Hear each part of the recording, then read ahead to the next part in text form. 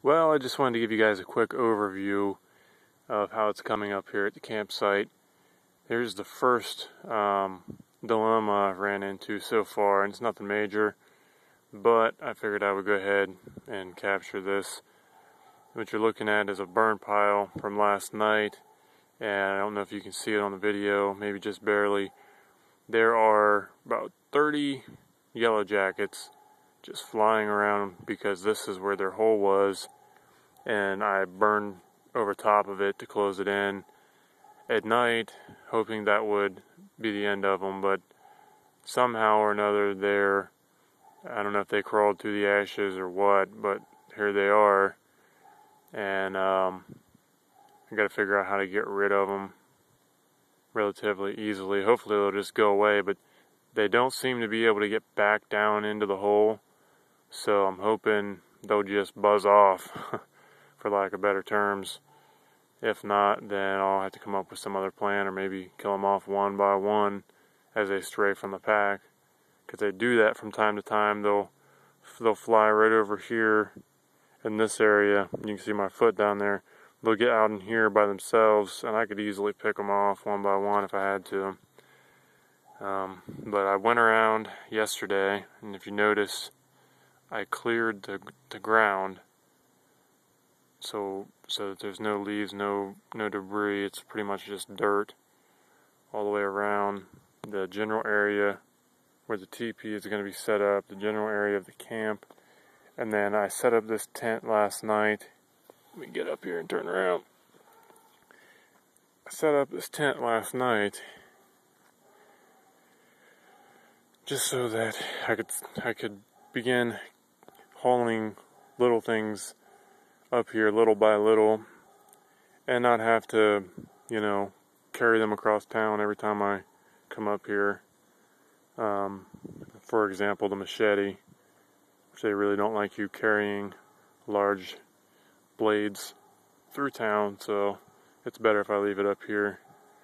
And then this over here, I've cleared this whole area out. As you can see, the teepee is going to be setting.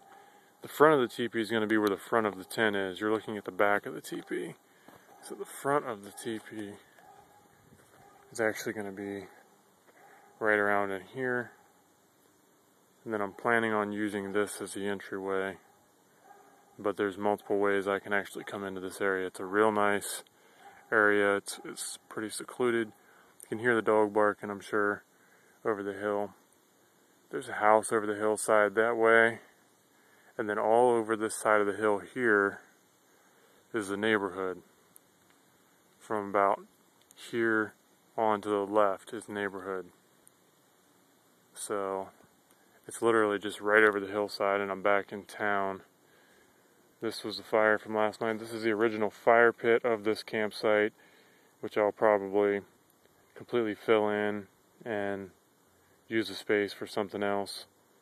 But right now I'm still using it to burn up debris and whatever else. I found this old pitchfork head that's been up here since I had the campsite here a long time ago, about 10-15 years ago. It's still here, so I've been using it. That's actually what I use to rake up the ground without a handle. And there's an old there goes my brain again. That old skillet, cast iron skillet. I used it to heap the coals over there on the bees, teach them a lesson, and I got plenty of rocks to work with here starting off. This is just what I pulled out of this small area, and if you look up on the hill, there's rocks. There's all kinds of rocks around here if I need them for the fire pit or whatever. There's plenty of trees out in here. But then you got the poles. These are the poles that I have stripped down, all the bark, 24 foot long, all 24 foot.